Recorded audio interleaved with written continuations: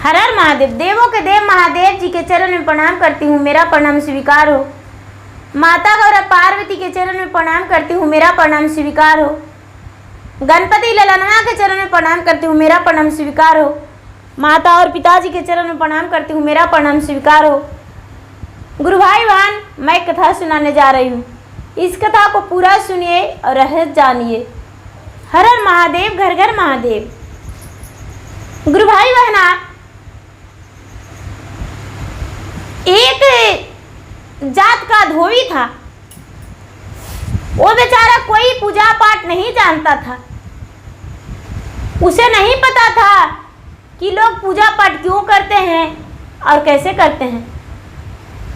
वो अपने पति पत्नी दोनों तालाब में जाकर कपड़ा धो रहे थे और कपड़ा धोकर बेचारा सुखा के और घर घर कपड़ा बांट रहे थे। जब घर घर कपड़ा बांट रहे थे तो एक छोटी सी नन्ही सी बच्ची भगवान भोलेनाथ के शिवलिंग पे जल चढ़ा रही थी और भगवान की पूजा कर रही थी। वो बेचारा गांठ लेकर कपड़ा बांट रहे थे और नजर पड़ा तो वो बेचारा वहीं खड़ी हो गए और कहने लगे कि आखिर इतनी नन्ही सी बच्ची इस मंदिर में क्या कर रही होगी, इससे हम पूछेंगे। वो नन्ही सी बच्ची निकली तो धोबी जात का जो थे वो कहते हैं कि बिटिया तू मंदिर में क्या करने गई थी? बोली आप नहीं जानते, हम भगवान भोलेनाथ का प्रतिदिन रोज जल चढ़ाते हैं और बेलपत्र चढ़ाते हैं। सावन का मास है, सावन महीना में जो भगवान भोलेनाथ का जल चढ़ाते हैं और बेलपत्र चढ़ाते हैं और सांझ का संझौती देते हैं, तो वही हम संझौती दिखाने आए थे। तो उनका कभी भगवान दुख नहीं देते हैं। मेरे माता पिता ऐसा कहते हैं और मेरे जो दादा दादी हैं वो भी मुझे ऐसा ही सिखाते हैं। हम भगवान भोलेनाथ का पूजा प्रतिदिन करते हैं। बेचारा उनका मन में लगा कि क्यों ना हम भी पूजा करें। उससे पूछे बेटी क्या चीज चढ़ाती हो? बोले भगवान भोलेनाथ का हम दूध चढ़ाते हैं, जल भी चढ़ाते हैं, फल भी चढ़ाते हैं, फूल भी चढ़ाते हैं, धूप दीप नैवेद्य सब कुछ करते हैं। बोले ठीक है हम भी करेंगे। गुरु भाई बहना वो घर गए और रात में पति पत्नी दोनों विचार किए और विचार करके बाजार गए और बाजार से एक सुंदर सी गाय लिवा लाए। गाय लिवा लाए और बेचारी जो धोबिन थी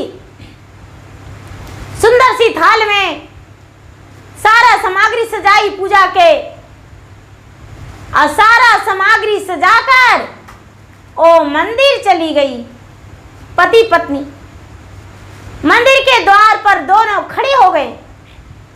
जो पुजारी थे वो कहने लगे अरे नीच जाति तू है, तू इस मंदिर में नहीं ढुक सकता, तू पूरा घर घर का कपड़ा धोता है और भला इस मंदिर में कैसे तू घुस सकता है?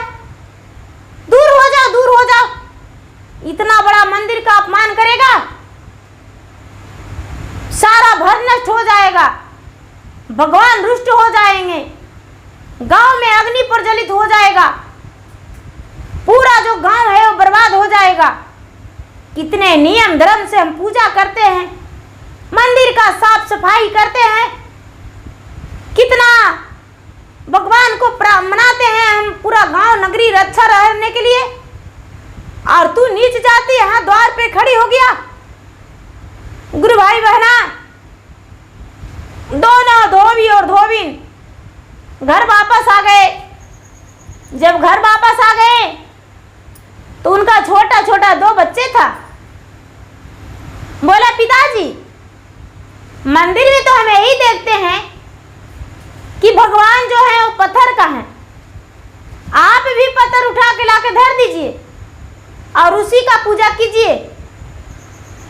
गुरु भाई बहना, जो बेचारा उसके बच्चे के माता पिता थे, वो क्या किए कि 2 पत्थर लाकर धर दिए और भगवान भोलेनाथ माता पार्वती के नाम से दूध उसी पे रोज चढ़ाने लगे।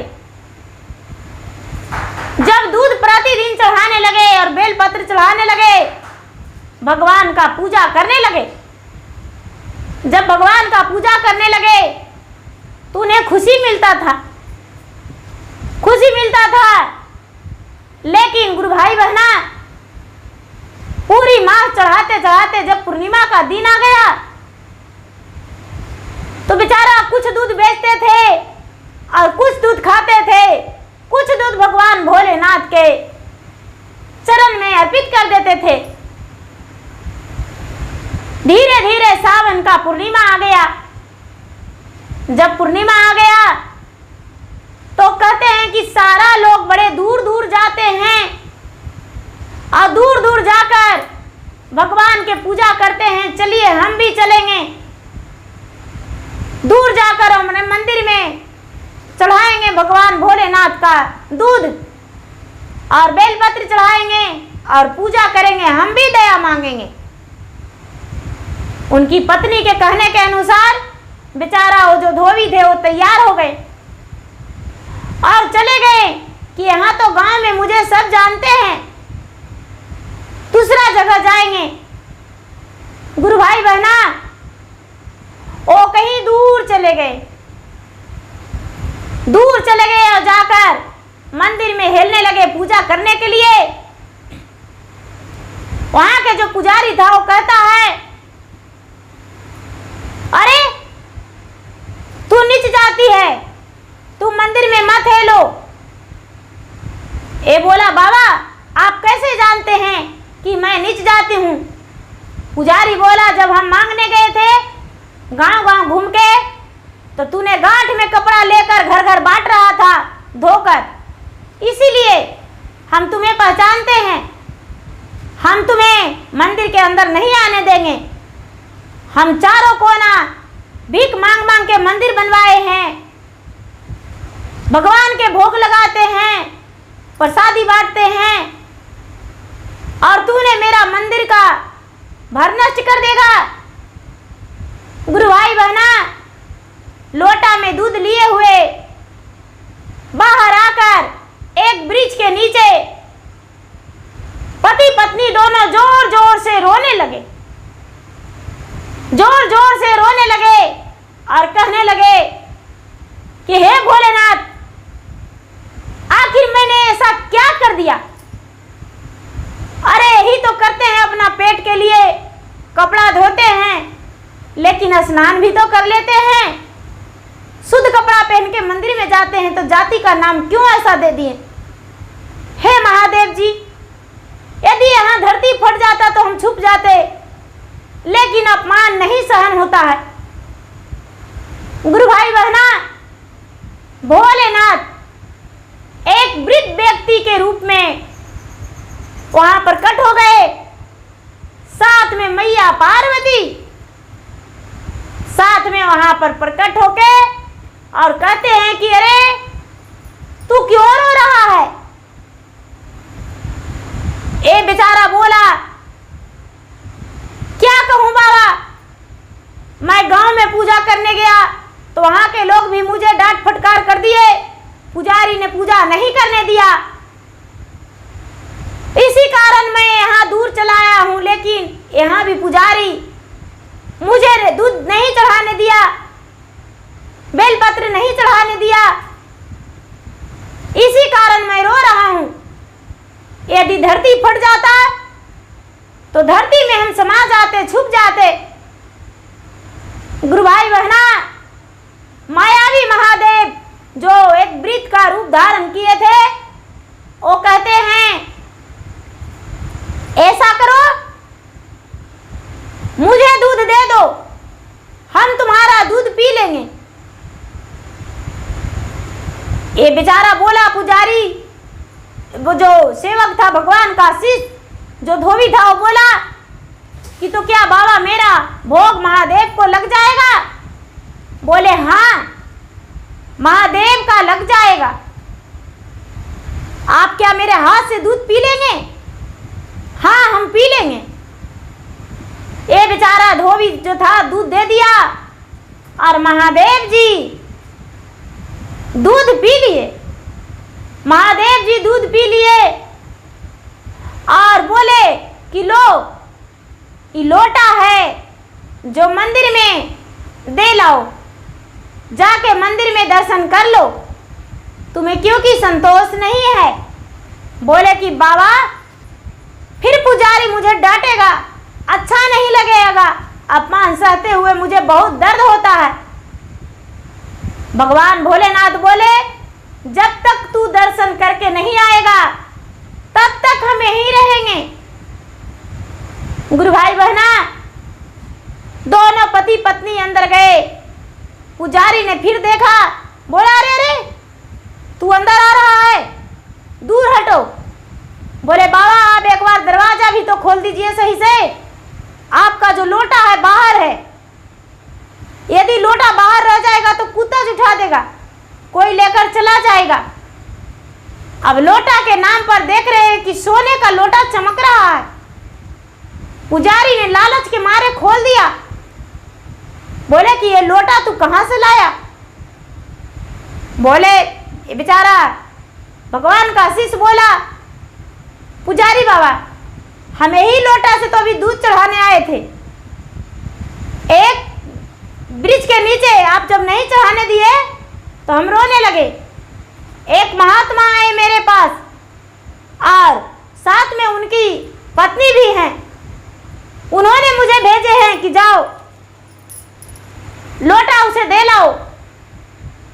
दूध उन्होंने पी लिए।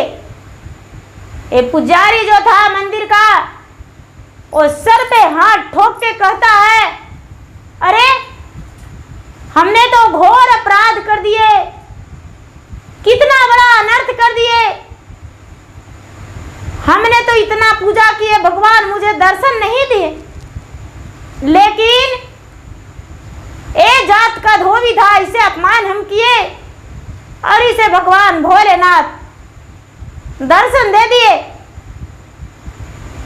कहाँ गए बाबा? वो जो महात्मा थे वो कहते हैं कि उस ब्रिज के नीचे बैठे हैं। गुरु भाई बहना,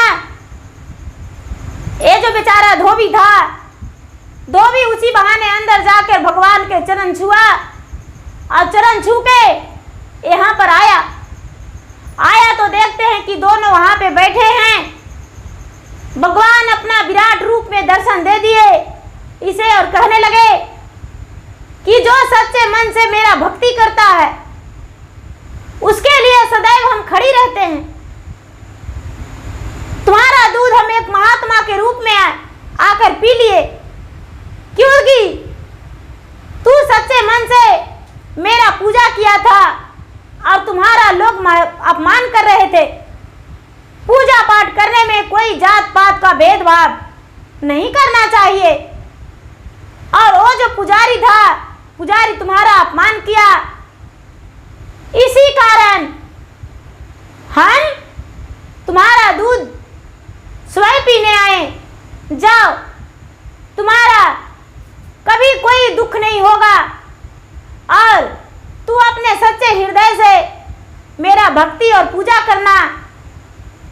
तेरा हर खुशी द्वार पर खड़ी रहेगा। तेरा जो खुशी है कभी तुमसे दूर नहीं जाएगा। जाओ, अमर होकर रहना और खुश रहना। माता पार्वती बेचारी धोबिन का सुहागन रहने का आशीर्वाद दिए। दोनों पति पत्नी उनका चरण छूकर घर वापस लौट गए और भोलेनाथ अपना अंतर ध्यान हो गए। पुजारी बाबा का नजर नहीं पड़ा, लेकिन भगवान भोलेनाथ अपने शिष्य को दर्शन दिए। भगवान भोलेनाथ अपने शिष्य को दर्शन दिए और दर्शन देकर उसे आशीर्वाद देकर अंतर ध्यान हो गए। गुरु भाई बहना, भगवान किस रूप में मिलते हैं इसका कोई अता पता नहीं। भगवान कैसे दर्शन देते हैं इसका कोई पता नहीं। गुरु भाई बहना, भगवान का पूजा भक्ति जरूरी करना चाहिए। गुरु भाई बहना, मेरा वीडियो अच्छा लगे तो इसे लाइक कीजिए, शेयर कीजिए, सब्सक्राइब कीजिए और कमेंट बॉक्स में लिखिए हर हर महादेव, घर घर महादेव।